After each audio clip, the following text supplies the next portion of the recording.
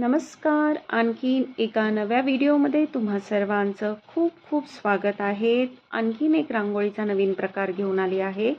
इथं मी एक ताट घेतलं आहे. त्या ताटामध्ये मी तांदूळ घेतले आहेत. तांदळाऐवजी तुम्ही गहूसुद्धा वापरू शकता.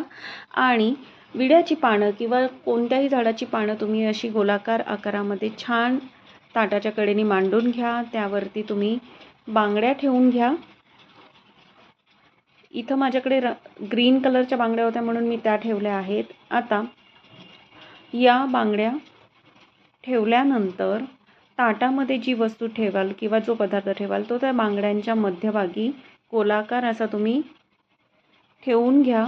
तर माझ्याकडे तांदूळ होते तर मी चारही बांगड्यांमध्ये तांदूळच ठेवले आहेत.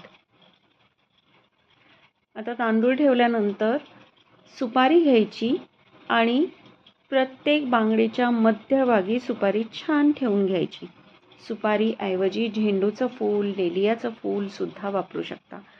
मी इथं सुपारी वापरली आहे. ज्याला जसं आवडेल तसं तुम्ही करू शकता. तर सुपाऱ्या ठेवून घेतल्या आहेत. सुपाऱ्या ठेवून झाल्यानंतर उरलेली जी 4 पानं आहेत त्यावर सुद्धा मी सुपारी ठेवून घेते. तुम्ही कॉम्बिनेशन असंही करू शकता की बांगडीच्या मध्ये सुपारी आणि उरलेली जी 4 पानं आहेत तिथं फूल ठेवू शकता.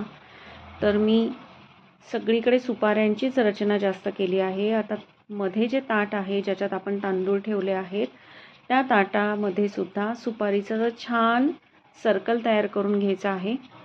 तर छान अशा सुपाऱ्या मांडून झाल्या आहेत आणि सगळ्यात शेवटचं छान दिवा ठेवून घ्यायचा.